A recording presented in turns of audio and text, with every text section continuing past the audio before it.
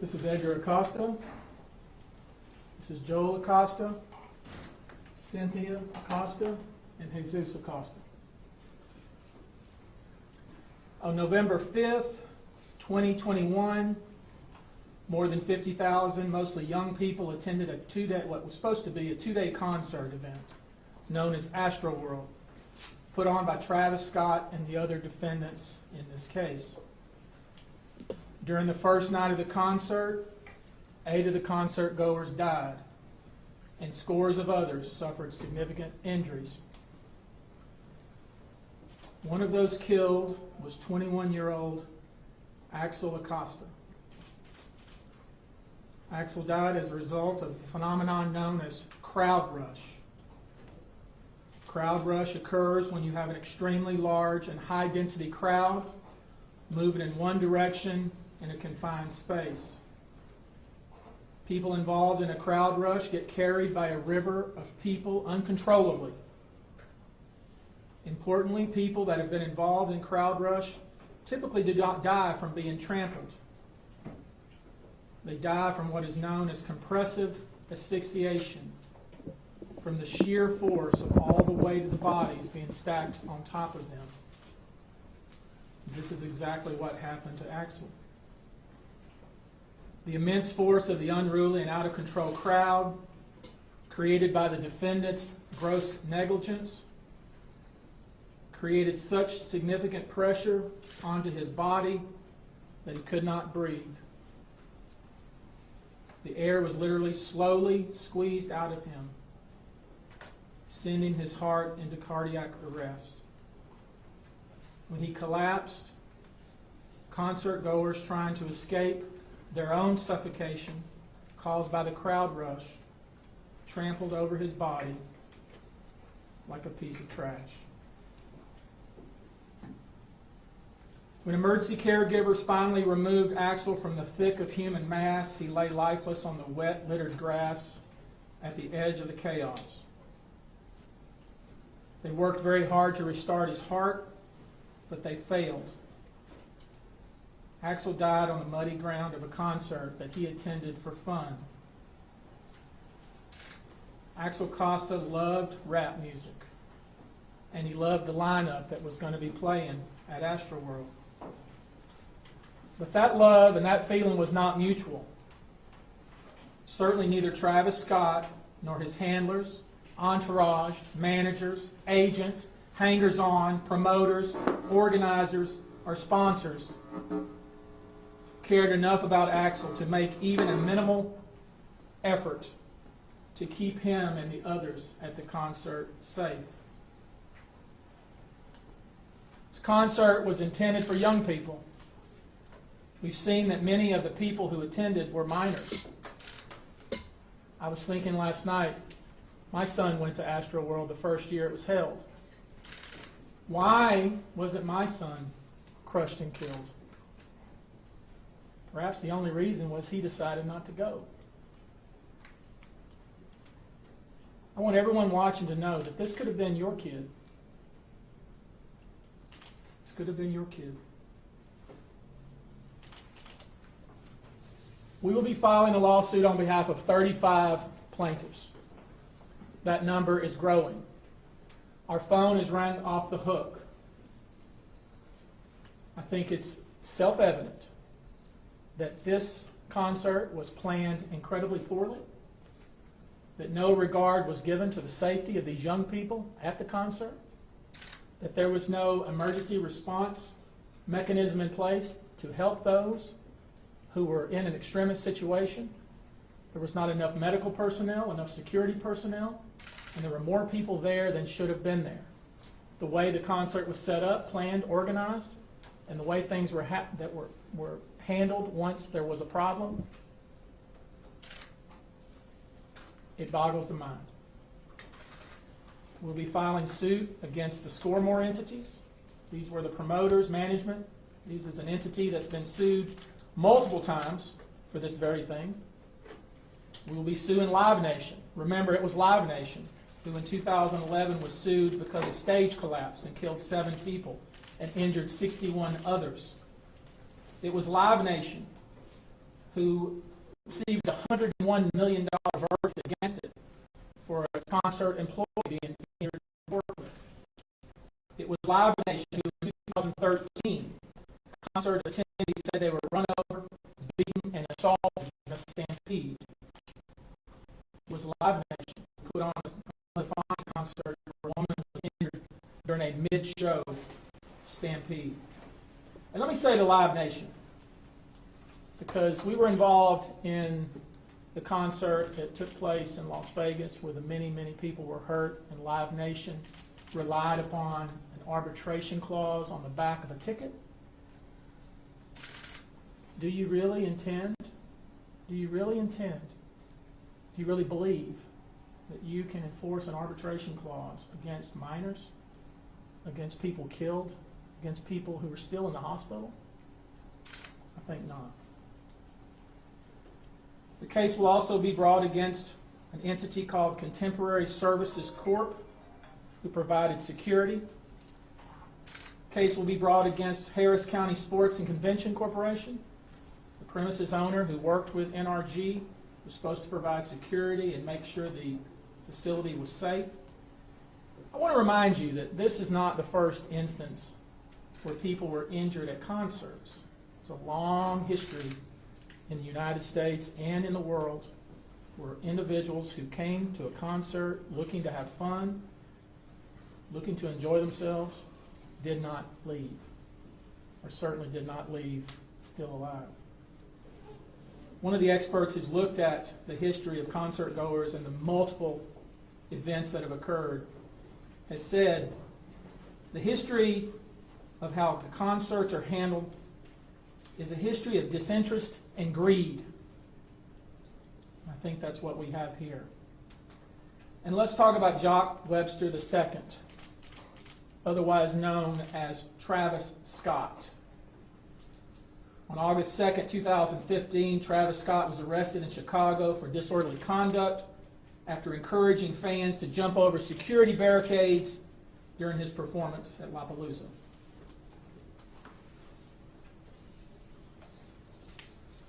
In 2017, Travis Scott was charged with inciting a riot, disorderly conduct, because he encouraged the crowd to bypass security and to bypass on-duty police officers.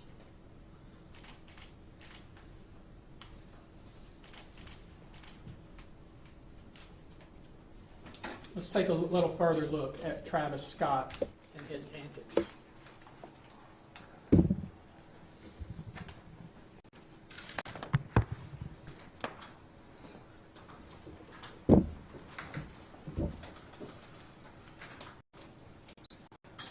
You got sound? This video, you see Travis Scott standing on the stage, encouraging people to bypass security and to charge the stage.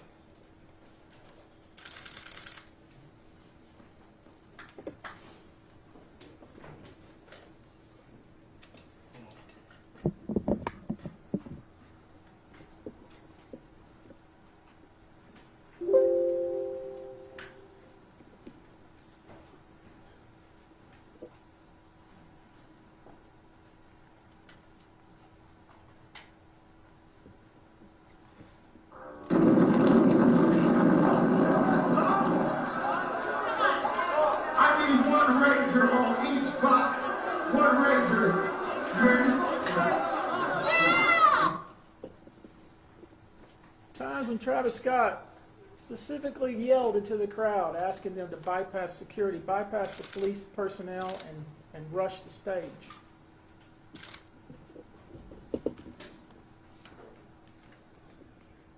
Next slide, please.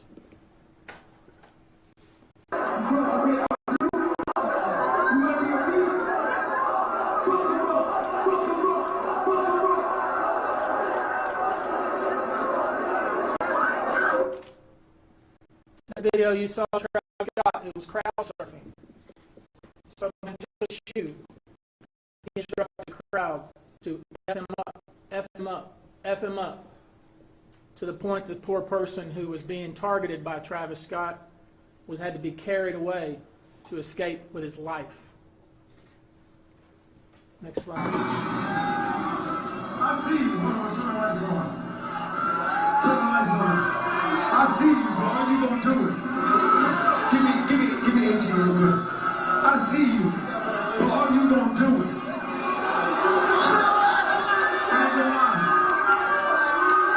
Turn the lights on. Turn the lights on. In that video, you see Travis Scott encouraging someone who's standing on the upper levels to jump into the crowd. And during that very concert, somebody was pushed and was incredibly badly injured because of his conduct. Next slide.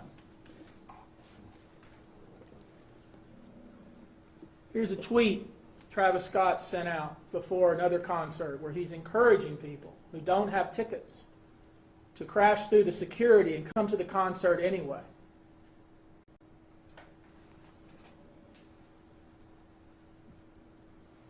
Next slide. I'm strong and we got enough distractions. November come, won't you pop out at the fest? That's just a small snippet of the video to encourage concertgoers to attend Astroworld. This was video from previous Astroworld concerts. It's utter chaos that's encouraged not only by Travis Scott, but by everybody involved in putting the concert on. Next slide. Now, this tweet was reported, and we haven't been able to confirm, and maybe you can, whether this tweet is legit. But here we have a tweet from the Houston Police Department where they acknowledge that the security at Astroworld concert was insufficient. And you'll also notice, if you go back and you look at Chief Fenner, some of the things that he put out in some of the interviews, where he talks about how many people he was going to have engaged in assisting with security at Astroworld and how that number changed based on when he was interviewed. I encourage you to look at that. And we also know that it's been reported by the New York Times that allegedly our police chief met with Travis Scott or Travis Scott's people, indicating concern about some of the things that have been said and things that have been done leading up to the concert. Next slide. And we know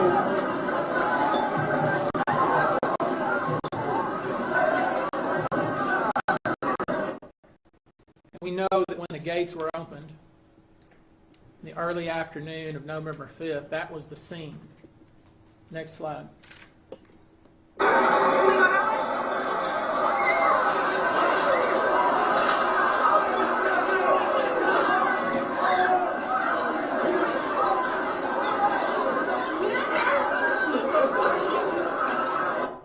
I ask you, does that look safe? Does that look organized, well run? Does that look like somebody took the time, effort, and energy to properly plan a concert to keep the individuals who pay their money and attend safe? Or does that look like utter chaos?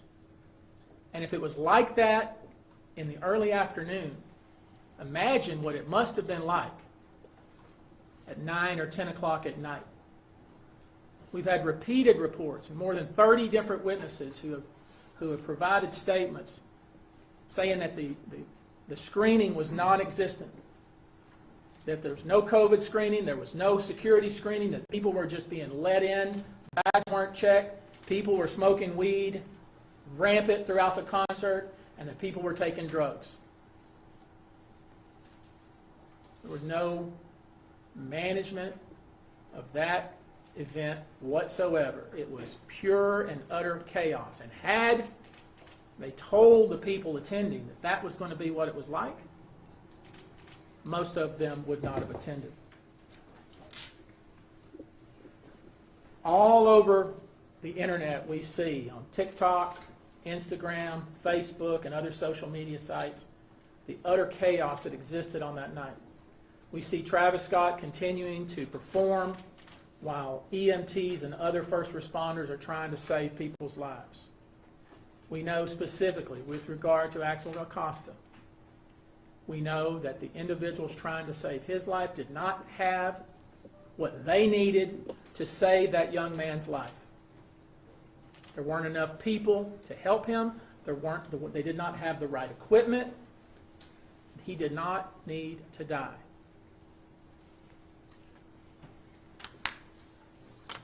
I'm not going to show all the various video that we've collected all over the internet, but no one who sees that video would have wanted to be at that concert had they known that was what it was going to be like. And that brings me to Axel Acosta. He had just turned 21. He was incredibly good at computers. He had just transferred to a new university. He was going to school with his brother Joel. He comes from an extremely close family. His grandmother and grandfather are devastated, just as is his uncle and aunt, brother and father. This was needless. It was unnecessary and could have easily been prevented. We expect to file a lawsuit either today or tomorrow or the next couple of days. We want to make sure we get it right. We want to make sure that everybody is included that needs to be included. In this lawsuit, we intend to change the way concerts are put on, organized, promoted, and managed in the United States and in the world. So our goal is to make sure that this good, decent, solid young man did not die for nothing. I'm going to give you a couple of questions with Edgar. I told him that, as you can imagine, this is crushing for him. He has an appointment this afternoon with the funeral home to make arrangements so his son can go back home. Señora Acosta, Pedro Rojas, Televisión, ¿nos puede hablar en español y contarnos cómo se siente, cómo está impactado usted por lo que le ha pasado? Pues me siento devastado por la pérdida de mi hijo, pero como dice el abogado, esperemos que su vida cambie las cosas de cómo se hacen esos eventos, porque él vino a tener un rato agradable, tenía todas sus cosas preparadas para su regreso, muy responsable en la escuela,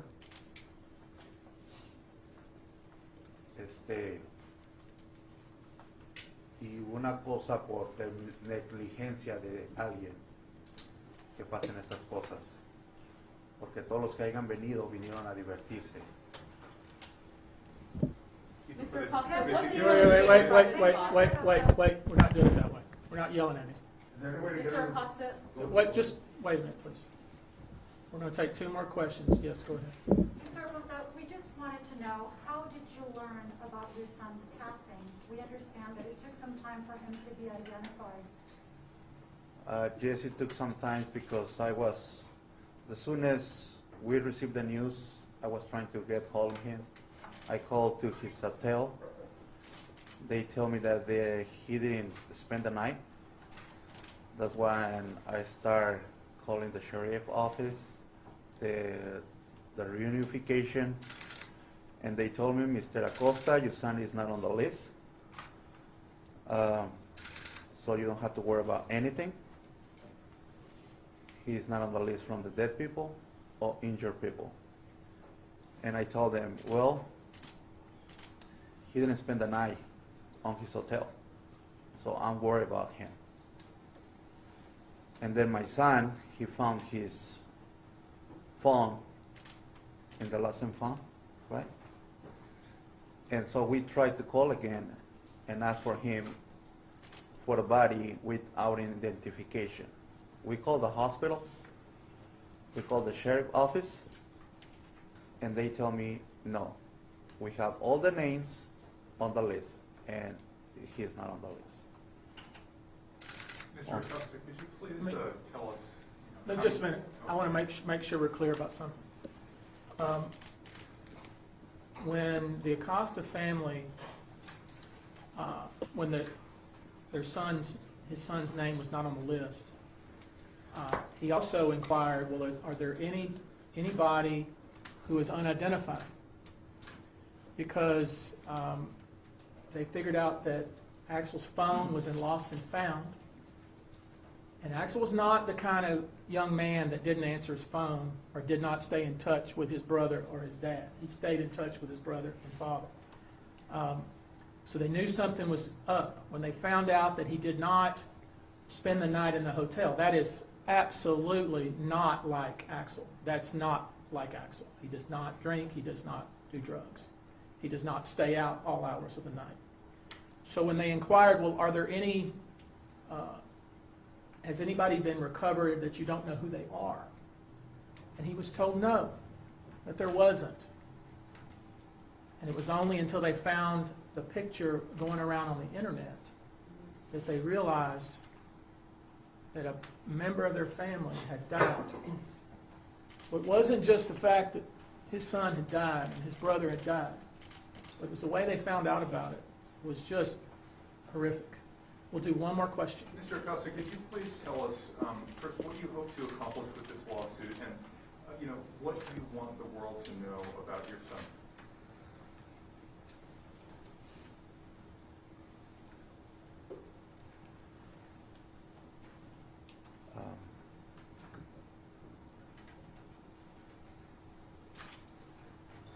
I think the lawyer already said that we're trying to make things change in this type of events. Because today is me.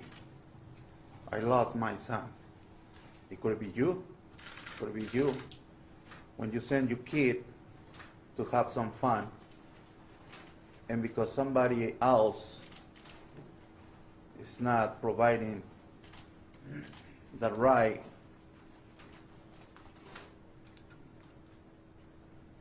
I don't know how I can explain it, but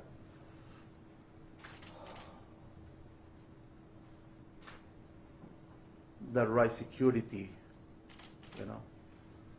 because it's not the first time that he's been in a big event, right? You can go to Disneyland and have fun. You can go to a baseball game and have fun, right? Because they have the right security, the right people, some people assisting injured. It's hard to explain. What But would you like the world to know about your son? he was a great kid, excellent student. He was looking for his family. He loves his grandparents. He was trying to study and going to school to be he was trying to be an engineer or computer programmer because he want to provide for his family. He really cares about. He was the first grandkid. He was the oldest one, and he always take care of his other cousins and nieces. Thank you, guys. ¿Nos puede dar la misma respuesta en español, señor? ¿Cómo quiere que recuerden a su hijo? Soy Rogelio Morataglia del Just say a Telemundo. little bit about him in Spanish. Ujú. Pues quiero que lo recuerden como un muy buen estudiante. Se graduó con los altos GPAs desde la high school, desde la casi viene siendo un estudiante con straight A's.